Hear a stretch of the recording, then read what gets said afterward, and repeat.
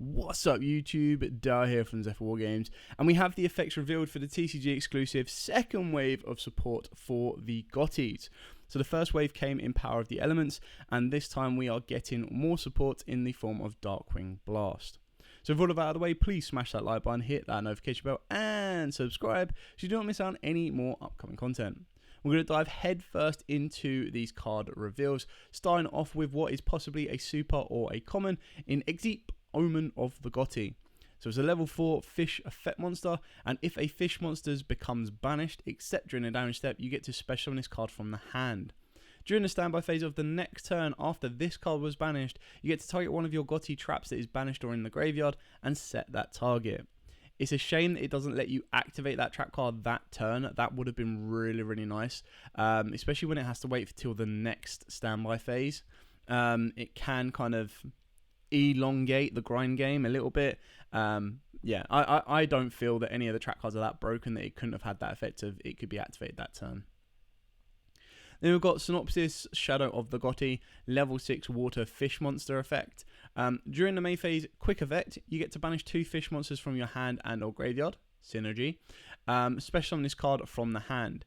If this card is special summoned, you get to target one face-up card on the field, but banish it when it leaves the field. I mean, this is good if your opponent is trying to recur resources or resources in the graveyard.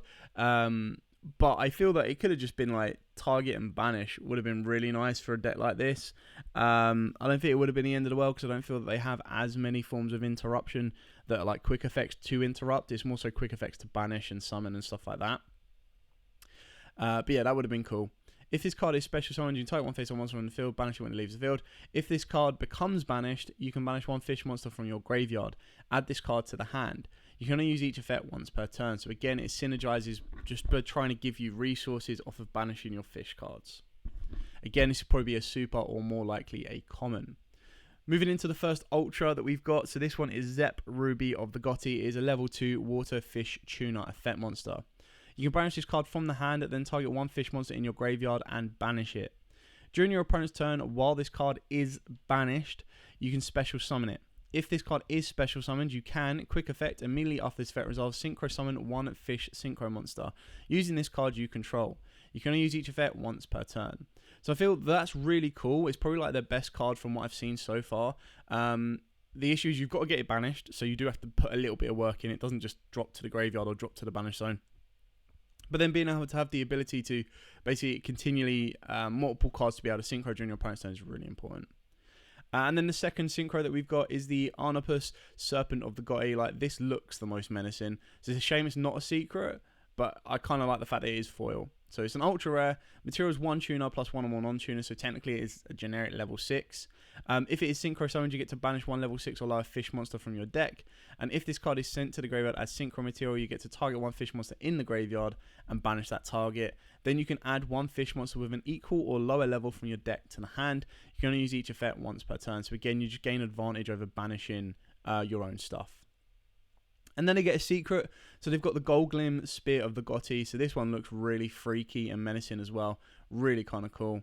So this one is not generic because it does require a fish tuner and then one or more non-tuners.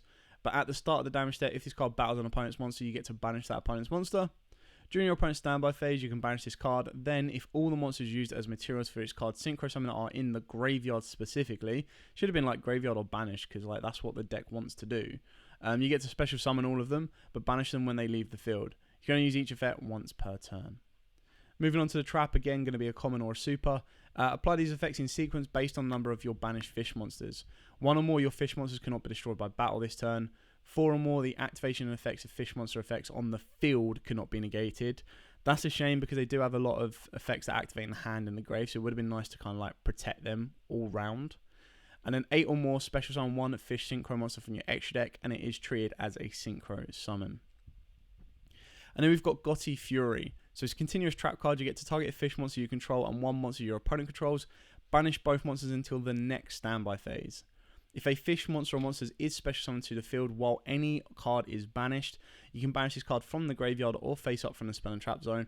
All fish monsters you currently control gain 100 attack for each card currently banished. So it's got like a little mini Grand Mardu vibe there. I like the first effect. The fact that the first effect can be used on either player's turn is really nice. So you're constantly being able to take away your opponent's resource. And then it's just ways of board clear of cards that want to go to the graveyard or want to be destroyed. So that's kind of cool.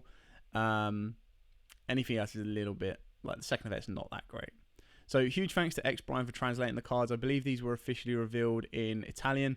The video has since currently been removed as Konami was officially about to drop these on Friday. So maybe a little bit of an accidental leak there on that one.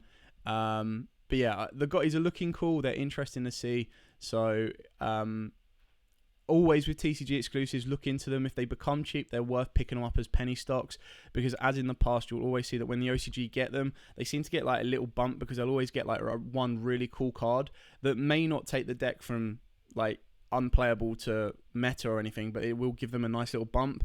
So they're always going to get a increase in price. But then if they do get a card on the levels of like Beatrice, Double Helix, Guru, stuff like that, it will take a deck that being like tier 2, bump it up to like tier 1, and then everyone starts to want the cards. So they're definitely worth keeping hold of if you're picking them up for like £1 and £2 here and there, which you can do for the secrets and the current ultras, and then kind of go from there. Anyway, thank you so much for watching. Don't forget to like, comment, subscribe, share. Till next time, guys, as absolutely always, stay safe, and of course, happy dueling.